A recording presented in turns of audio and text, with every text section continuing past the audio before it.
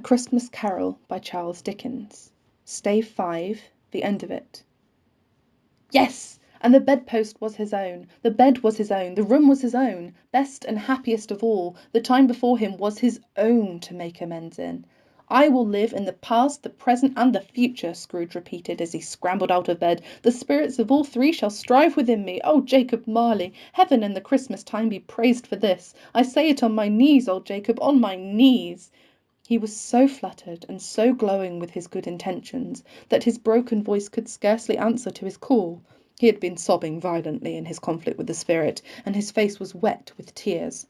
"They are not torn down," cried Scrooge, folding one of his bed curtains in his arms. "They are not torn down, rings and all. Here they are. I am here. The shadows of the things that would have been may be dispelled. They will be. I know they will." His hands were busy with his garments all this time, turning them inside out, putting them on upside down, tearing them, mislaying them, making them parties to every kind of extravagance. "I don't know what to do," cried Scrooge, laughing and crying in the same breath, and making a perfect lacoon of himself with his stockings. "I am as light as a feather. I am as happy as an angel. I am as merry as a schoolboy. I am as giddy as a drunken man. A Merry Christmas to everybody. A Happy New Year to all the world. Hallo here. Whoop, hallo." He had frisked into the sitting room and was now standing there, perfectly winded. "There's the saucepan that the gruel was in," cried Scrooge, starting off again and going round the fireplace. "There's the door by which the ghost of Jacob Marley entered. There's the corner where the ghost of Christmas Present sat. There's the window where I saw the wandering spirits. It's all right, it's all true, it all happened." Really, for a man who had been out of practice for so many years, it was a splendid laugh, a most illustrious laugh, the father of a long, long line of brilliant laughs. "I don't know what the day of the month it is," said Scrooge. "I don't know how long I've been among the spirits. I don't know anything. I'm quite a baby. Never mind, I don't care. I'd rather be a baby. Hello, whoop! Hello there!" He was checked in his transports by the churches ringing out the lustiest peals he had ever heard. Clash, clash, hammer, ding, dong, bell. Bell, dong, ding. Hammer, clang, clash. Oh, glorious, glorious! Running to the window, he opened it and put out his head. No fog, no mist, clear, bright, jovial, stirring cold, cold, piping for the blood to dance to. Golden sunlight, heavenly sky, sweet fresh air, merry bells. Oh, glorious, glorious!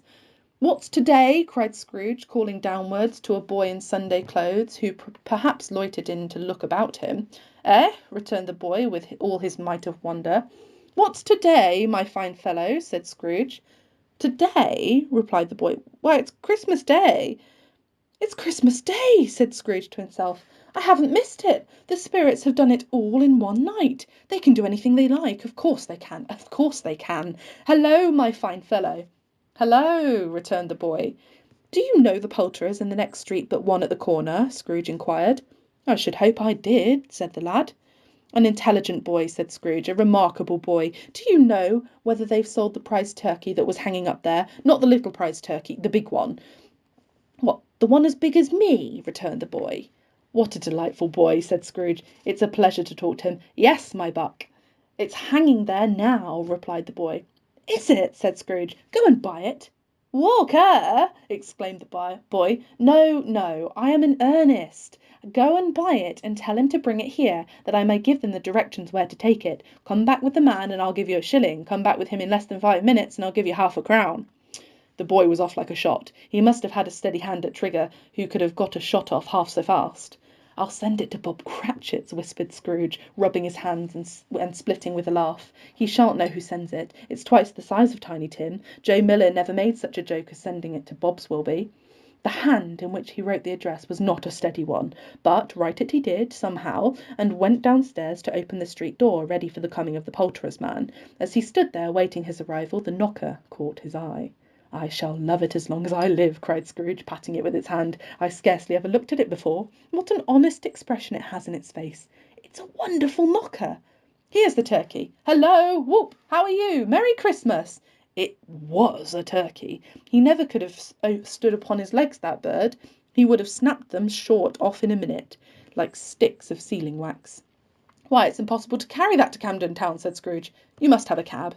The chuckle with which he said this, and the chuckle with which he paid for the turkey, and the chuckle with which he paid for the cab, and the chuckle with which he recompensed the boy, were only to be exceeded by the chuckle with which he sat down breathless in his chair again, and chuckled till he cried.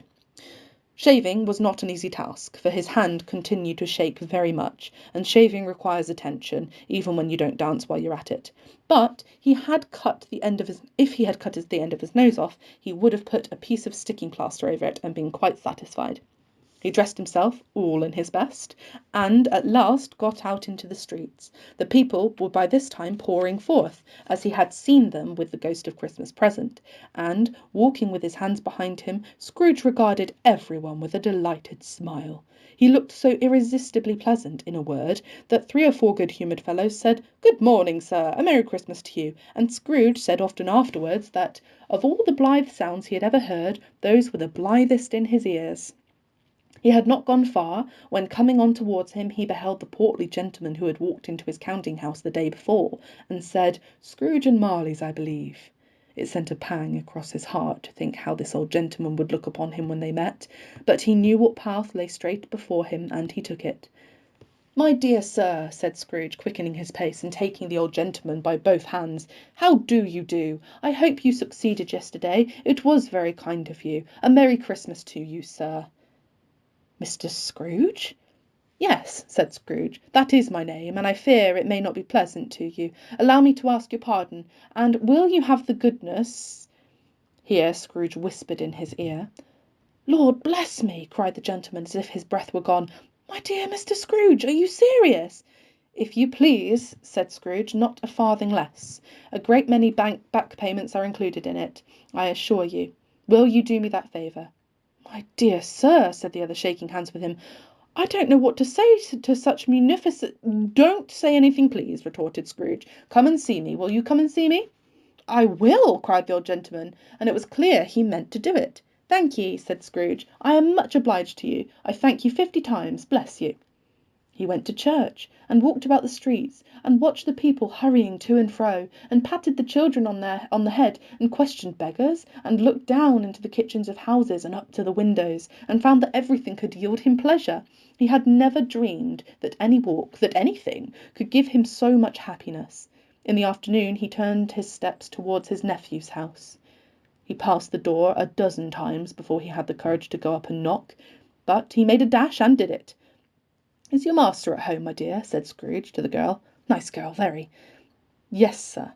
"Where is he, my love?" said Scrooge.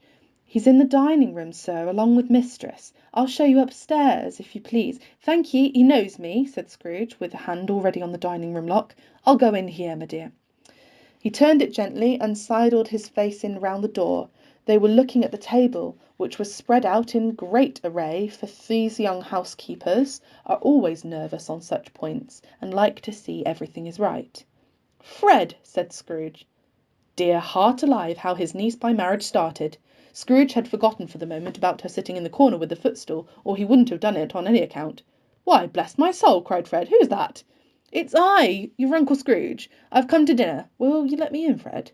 Let him in! It is a mercy he didn't shake his arm off. He was at home in 5 minutes. Nothing could be heartier. His niece looked just the same. So did Topper when he came. So did the plump sister when she came. So did everyone when they came. Wonderful party, wonderful games, wonderful unanimity, wonderful happiness. But he was early at the office next morning. Oh, he was early there. If he could only be there first and catch Bob Cratchit coming late, that was the thing he had set his heart upon. And he did it, yes, he did. The clock struck 9, no Bob. 1/4 past, no Bob. He was a full 18 minutes and a half behind his time. Scrooge sat with his door wide open that he might see him come into the tank.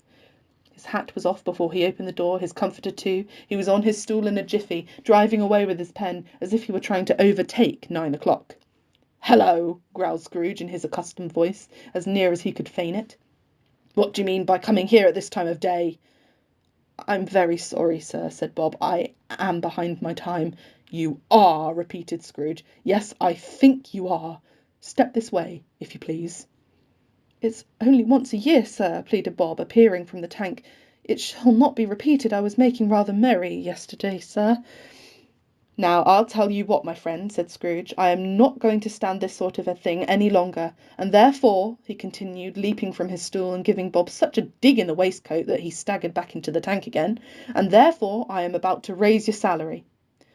Bob trembled and got a little nearer to the ruler. He had a momentary idea of knocking Scrooge down with it, holding him and calling to the people in the court to help him get a straight waistcoat. "A Merry Christmas, Bob," said Scrooge, with an earnestness that could not be mistaken, as he clapped him on the back. "A merrier Christmas, Bob, my good fellow, than I have given you for many a year. I'll raise your salary, and endeavour to assist your struggling family, and we'll discuss your affairs this very afternoon, over a Christmas bowl of smoking bishop, Bob. Make up the fires, and buy another coal scuttle before you dot in another I, Bob Cratchit." Scrooge was better than his word. He did it all, and infinitely more. And to Tiny Tim, who did not die, he was a second father. He became as good a friend, as good a master, and as good a man to the good old city as the good old city ever knew, or any other good old city, town, or borough in the good old world. Some people laughed to see the alteration in him, but he let them laugh, and little heeded them, for he was wise enough to know that nothing ever happened on this globe for good, at which some people did not have their fill of laughter in the outset, and, knowing that such as these would be blind anyway, he thought it quite as well that they should wrinkle up their eyes in grins as have them allayed in less attractive forms. His own heart laughed, and that was quite enough for him. He had no further intercourse with the spirits, but lived upon the total abstinence principle ever afterwards, and it was always said of him that he knew how to keep Christmas well, if any man alive possessed the knowledge. May that be truly said of us and of all of us. And so, as Tiny Tim observed, God bless us, every one.